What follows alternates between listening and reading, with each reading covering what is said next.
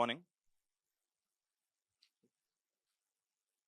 It's a pleasure to welcome you all to the ACM India Summer School AI for Social Good 2025 at IIT Gandhinagar, sponsored by TCS Research, IIT Gandhinagar, and NetWeb Technologies. I would like to request Professor Rajat Moona for the opening remarks. Professor Rajat Moona is the director at IIT Gandhinagar since October 2022. He previously served as the director of IIT Bhilai and as the Director General of the Center for Development of Advanced Computing, C-DAC. He is an alumnus of IIT Kanpur and IISc Bangalore. His research interests encompass embedded computing, computer security, VLSI design, and operating systems. And he played a pivotal role in developing India's electronic voting machines and smart card operating systems. Over to you, Prof.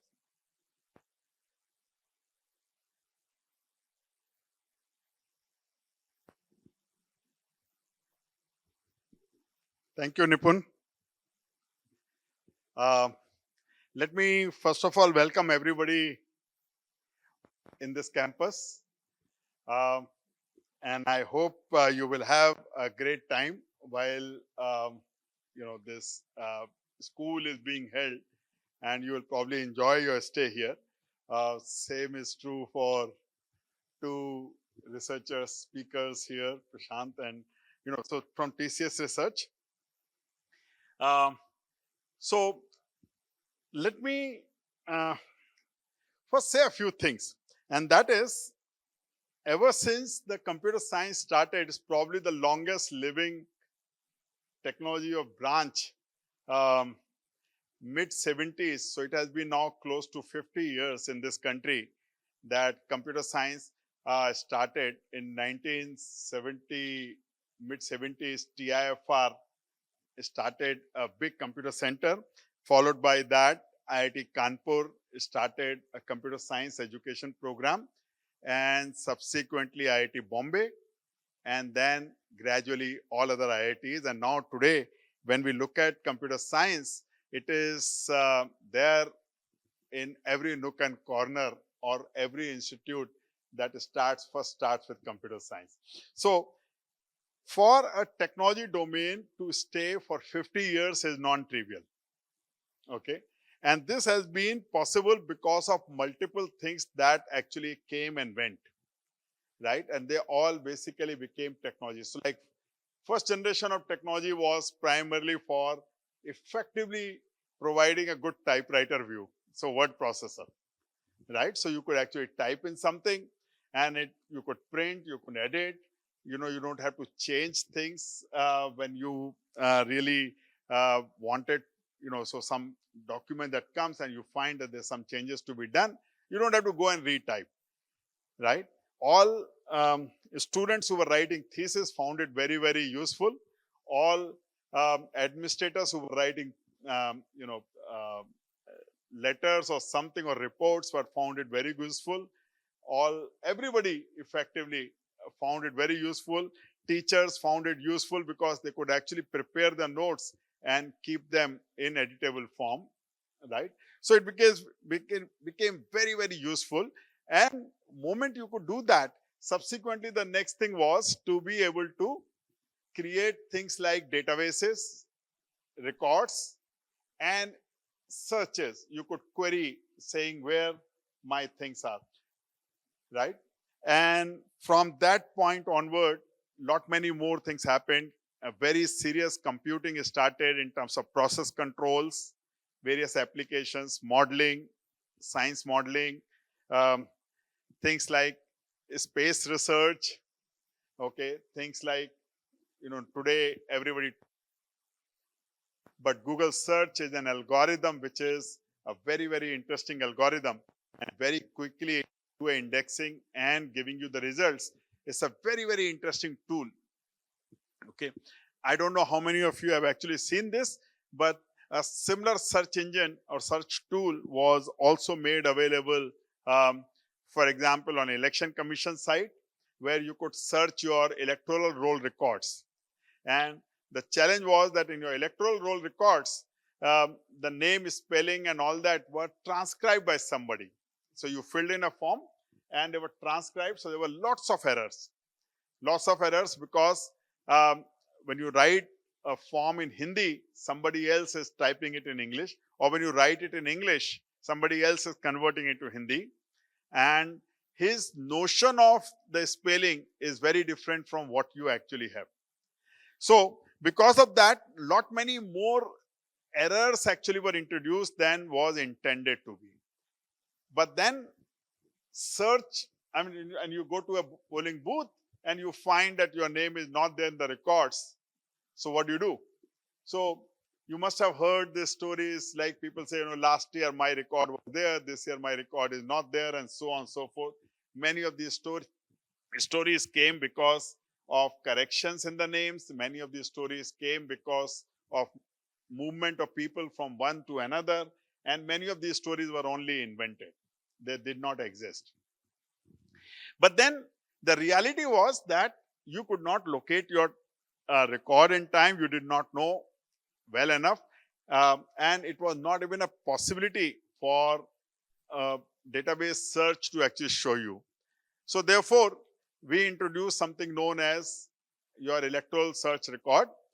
You type in your name, and your name would be will be searched in National Electoral Roll Records, okay, which about 90 plus 95, 97 crore voter list, and it is not an exact search, so therefore you can't actually index it. It is not a possibility. So it is the only way you can do it is effectively search through the entire record, and it is not an exact match, but an approximate match. For example, Dilip would be D-I-L-I-P, D-E-E-L-I-P, D-E-I-L-I-P, D-I-L-E-E-P, and so on and so forth. And in fact, it could even be just D. Okay, Dilip Parihar, D Parihar, right?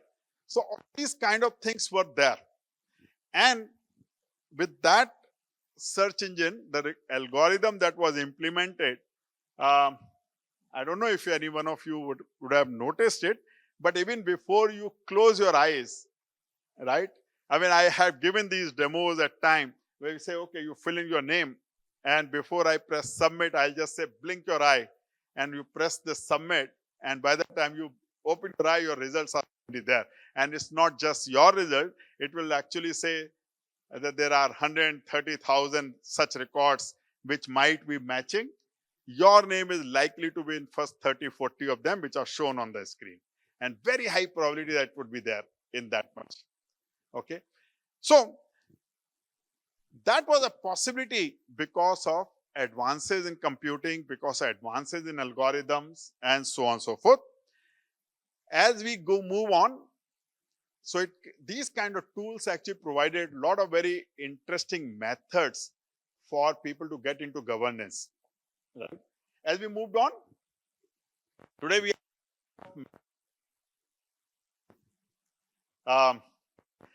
are looking at quantum computing, right, of quantum technologies, which are likely to solve many problems, especially those non-deterministic problems, right? To figure out, can you do something better in solving this problem? Can you do something better? And AI is one such application. The role of AI is what? The role of AI is to solve non-deterministic problems. I mean, using AI, would not like to solve a problem of what is 2 plus 3, or what is the sum of 1 million numbers, or what is the 10th prime number. These are all deterministic equations, deterministic problems. Role of AI is, in this picture, does the person resemble so and so or not? Or how many people are there in this crowd? Or if there is a voice that is coming to you, can you actually find out who is the speaker, who is speaking this? Or can you do a language translation, right? Or can you do a speech to text conversion or text to speech conversion? These are the AI problems. Google is one such tool, Google Maps, which we actually all use. It's a very, very large application of AI. But there are many other applications which you don't even recognize as applications. it is estimated that almost 90% of all mail traffic is actually junk mail traffic, right? But when you see your email boxes, you don't see them. You don't see that, in a day you got 100 mails and only 10 mails were useful. So what happened? Where did these 90 mails disappear? The answer is that there are various kinds of email filters all over the world who actually take care of these junk emails, okay, and drop it while they go. Well, actually, there have been many more techniques which have been implemented, some deterministic, some non-deterministic. But the fact is, today's mail volume, even though you might actually see 30% useless mail, it is not that bad as it could have been, and it's largely because of AI, right? It's largely because of AI. We have already seen things like, image creations, fake video creation, fake audio creations, fake pictures creation, right? These kind of things have been circulating around because they give a little bit of, push into the egos of people who actually create it, because there is sensitivity, right? So there are all kind of things that social media gives a platform for people to express their right views or wrong views. I mean, while right views is not a problem, but fake views is always a problem, and we actually realize that the sensation is in the fake news, not in the right news. I mean, like, for example, how many of you will know that on the road next to your house, how many people actually travel, right? I mean, the positive news that today 1 million people actually went onto a highway and there was a zero accident on this highway. But you won't know that. But if there is one accident, the entire country would know that on such and such highway, one accident happened and one car got smashed by a truck and 2 people died, right? It's a sensation, it's a negativity. And as a human being, we actually tend to accept and find entertainment in the negative news, right? And that's the reason why negative news spreads much faster than the positive news. It's so much easy to actually say so and so person, right? So-called media trials, right? I mean, so and so person has done something and therefore he must be the, demon. And suddenly one after another, there are a million people who will actually be behind the blood of that person who probably might be innocent. It's just because somebody did not like him and created this chain, okay? And therefore, this chain actually accelerated to that level that suddenly this media trial punished him before even figuring out the doubt or figuring out whether the person is criminal or not. Declared the criminal. Now, this undermines our judiciary process, right? And this undermines all our, everybody actually works on a tremendous pressure, including judiciary. When 1 million people have actually termed him as a criminal, how can a judge not term it as a criminal? And if he doesn't, then these 1 million people actually train their guns towards that judge, saying the judge must have been wrong, right? So the point that I'm trying to say is that AI today has a very strong tool in our hand, right? We can actually use it for our own benefit. We can use it to kill ourselves. And that's the path that one has to tread properly. And history is the witness that whenever we use the tool in right sense and right method, right, countries and economies have improved. Whenever we did not use it in right way and right method, the societies, the countries, the economy is doomed down. And this is going to happen in future also. Because eventually what happens is, it is the positivity that brings life into the societies. I think with this, I'm very happy to see that the title of today's thing is AI for social good. And this social good is what I thought I should actually define, right? While one can do quite a lot of very interesting training videos saying how you should be safe from cyberspace crimes. Same time, the same technology could actually be used to say so and so person, so and so politician, so and so administrator, so and so friend of yours is such a draconian person and he doesn't mind killing anybody. Right? So it is basically in our own hands. We can create fake videos, we can create instructional videos. We can create entertaining music, we can create audios which are fake, right? We can steal the work of others. We can create our own natural and very, very innovative work. Technology is a tool. We can use it in a method which will benefit us and the society, or we can actually use it in a way which will not benefit the society, which will drown the society in time to come, which will create mistrust among people, and which will create all kind of ill things in the society. So with this, welcome you once again and wish you the very, very happy stay and the best of the summer school that you can get out of it. Thank you.